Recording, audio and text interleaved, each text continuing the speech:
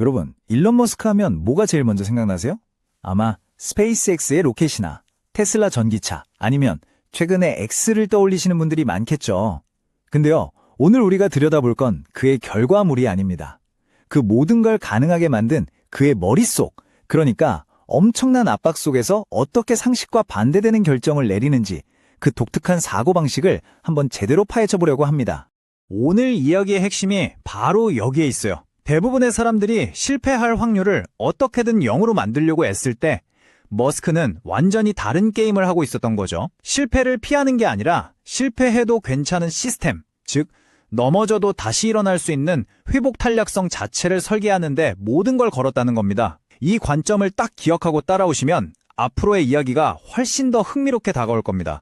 자, 그래서 이 원칙이 대체 어떻게 만들어졌는지 그의 초기 경력을 따라가 보면서 직접 한번 확인해 보겠습니다. 모든 게 무너질 뻔했던 그 선택의 순간에서 시작해서 그의 모든 걸 지배하는 속도에 대한 집착, 스스로 돌아갈 다리를 불태워버리는 아주 극단적인 전략, 그리고 심지어 실패를 가장 강력한 무기로 만드는 과정까지. 자, 그럼 같이 한번 따라가 보시죠. 자, 시간은 2008년으로 거슬러 올라갑니다. 모두가 한 해를 마무리하며 축제를 즐기던 크리스마스 이브. 하지만 일론 머스크에겐 그날이 축제가 아니었어요. 그의 두 회사 스페이스X와 테슬라의 운명을 단 몇 시간 안에 결정해야 하는 말 그대로 회사의 존폐를 걸린 딜레마에 빠져 있었거든요. 상황이 어땠냐면요. 남은 돈으로는 스페이스X나 테슬라 둘 중 하나만 겨우 살릴 수 있는 정도였어요. 주변의 모든 전문가, 친구, 투자자들은 하나는 제발 포기하라고, 그게 합리적인 선택이라고 말했죠. 과연 그의 선택은 무엇이었을까요? 놀랍게도 그의 선택은 경영학 교과서와는 완전히 정반대였습니다. 대부분의 리더라면 성공 확률이 가장 높은 길을 찾잖아요. 근데 머스크는 미래의 후회를 최소화하는 길을 택했어요. 어차피 둘 다 실패하면 끝이지만 만약 하나만 살리고 다른 하나를 포기했을 때 평생 느낄 그 후회의 무게를 그는 견딜 수가 없었던 겁니다. 이게 바로 그의 독특한 의사결정 시스템을 푸는 첫 번째 단서입니다. 이게 그냥 충동적인 도박이었을까요? 절대 아니죠. 이 비합리적으로 보이는 선택은 사실 지난 10년간 그가 수많은 실패와 성공 속에서 단련해온 의사결정 철학의 정점이었던 겁니다. 그 뿌리를 이해하려면 시간을 좀 더 거슬러 올라가서 그의 첫 사업 시절로 돌아가 봐야 합니다. 자, 그의 첫 번째 핵심 원칙입니다. 바로 가장 큰 리스크는 실패가 아니라 지연이라는 믿음. 속도가 가장 중요하다는 거죠. 1995년에 그는 스탠퍼드 박사과정에 입학했다가 단 이틀 만에 자퇴를 해요. 왜 그랬을까요? 캠퍼스 안에 학계의 시간은 논문 하나에 몇 년씩 걸리는데 캠퍼스 밖의 인터넷 세상은 매주 매일같이 폭발적으로 변하고 있었거든요. 그는 완벽하지만 몇 년이 걸리는 답보다 좀 부족하더라도 당장 시장의 반응을 얻을 수 있는 빠른 피드백이 훨씬 더 가치 있다고 판단한 겁니다. 바로 여기서 그의 핵심 개념인 지연 비용이 나옵니다.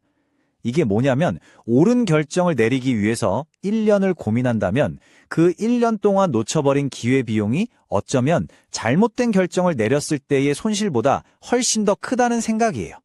그에게 최악의 시나리오는 실패가 아니라 아무것도 배우지 못한 채 시간만 보내는 것이었던 거죠. 실제로 그의 초기 경력을 보면 이 원칙이 그대로 드러납니다. 스탠퍼드를 이틀 만에 떠난 것, 첫 회사 집투를 완벽하게 키우기 전에 팔아버린 것, 그리고 엑스닷컴의 거창한 계획을 송금이라는 기능 하나로 확 줄여버린 것까지. 전부 다 어떻게 하면 가장 빠른 피드백을 얻을 수 있을까? 그 경로를 선택한 결과였죠.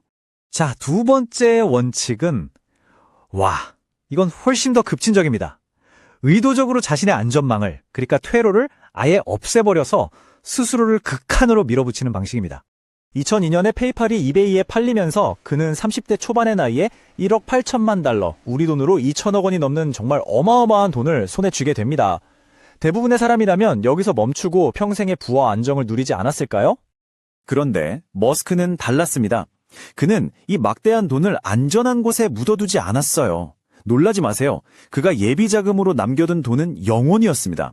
그 모든 돈을 다시 테이블 위에 올려놓는 선택을 합니다. 보통의 투자자라면 위험을 나누잖아요? 그런데 그는 정반대였어요. 항공우주와 전기차라는 그야말로 돈만 먹고 망하기로 악명 높은 두 산업에 자기 전 재산을 쏟아 부은 겁니다. 스스로 돌아갈 다리를 불태워버린 거죠. 이제 성공하거나 죽거나 둘 중 하나만 남은 겁니다. 자, 이제 가장 이해하기 힘든, 어쩌면 가장 머스크다운 세 번째 원칙입니다. 공개적인 실패를 가장 빠른 학습 도구로 활용하는 것. 이게 도대체 무슨 말일까요? 스페이스X의 첫 번째 로켓, 팰컨 1의 초기 기록입니다. 한마디로 처참했죠. 2006년 실패, 2007년 또 실패, 2008년 세 번째 또 실패. 보통 항공우주 산업에서 3번 연속 발사에 실패하면 그건 사실상 사망 선고나 다름없었습니다. 보통 이런 상황이면 실패를 숨기거나 변명하기 바쁘겠죠. 하지만 머스크의 반응은 완전히 달랐습니다. 그는 실패의 원인을 기술적으로 아주 상세하게 공개적으로 설명하면서 우리는 아직 배우는 중입니다 라고 말했어요. 마치 실패를 가지고 공개 수업이라도 하는 것처럼요. 바로 이 지점에서 마법 같은 일이 벌어집니다. 실패를 투명하게 공개하니까 그게 더 이상 누구 한 사람을 비난하거나 두려워할 대상이 아니게 된 거예요. 끔찍한 폭발 사고가 조직 전체의 시스템을 개선할 수 있는 아주 귀중한 데이터로 바뀐 겁니다. 실패는 이제 개인의 책임이 아니라 모두가 함께 풀어야 할 시스템의 문제가 된 거죠. 자, 이제 이야기의 클라이맥스로 가보겠습니다. 회사는 파산 직전까지 몰렸고 모든 것을 건 마지막 네 번째 발사의 순간이 다가옵니다. 이건 그냥 또 한 번의 테스트가 아니었습니다. 회사에 목숨이 걸린 그야말로 단 한 발 남은 마지막 총알이었어요. 이 발사가 실패하면 스페이스X는 역사 속으로 사라지는 거였습니다. 이제 선택지는 딱 두 개뿐이었습니다. 기적적인 성공이냐, 아니면 모든 것을 잃는 완전한 파산이냐. 전 세계가 지켜보는 가운데 모든 직원들이 숨을 죽였죠. 과연 그들의 운명은 어떻게 됐을까요? 궤도 진입, 이 한마디가 모든 걸 바꿨습니다. 세 번의 끔찍한 실패 끝에 마침내 네 번째 시도만의 팰컨 1이 지구 궤도에 도달한 겁니다. 이건 단순히 로켓 하나를 성공시킨 게 아니었어요. 그의 모든 원칙, 즉 속도를 추구하고 퇴로를 없애고 실패에서 배우는 그 방식이 옳았다는 증명이었습니다. 자, 그럼 지금까지 우리가 살펴본 머스크의 의사결정 방식을 한번 정리해 볼까요? 첫째, 성공 확률보다 결론에 도달하는 속도를 최우선으로 둔다. 둘째, 스스로의 퇴로를 차단해서 오직 전진하게 만든다. 그리고 셋째, 공개적인 실패를 부끄러워하는 게 아니라 가장 빠른 학습 데이터로 삼는다. 마지막으로 이 질문을 여러분께 던져보면서 마무리할까 합니다. 머스크의 이야기는 우리에게 이런 질문을 던지는 것 같아요. 어쩌면 우리가 진짜 치르고 있는 가장 큰 비용은 실패 그 자체가 아닐지도 모른다고요. 오히려 실패에 대한 우리의 두려움 때문에 시도조차 못하고 결정을 미루면서 우리가 지불하고 있는 그 시간과 놓쳐버린 기회라는 비용이 가장 큰 비용은 아닐까요?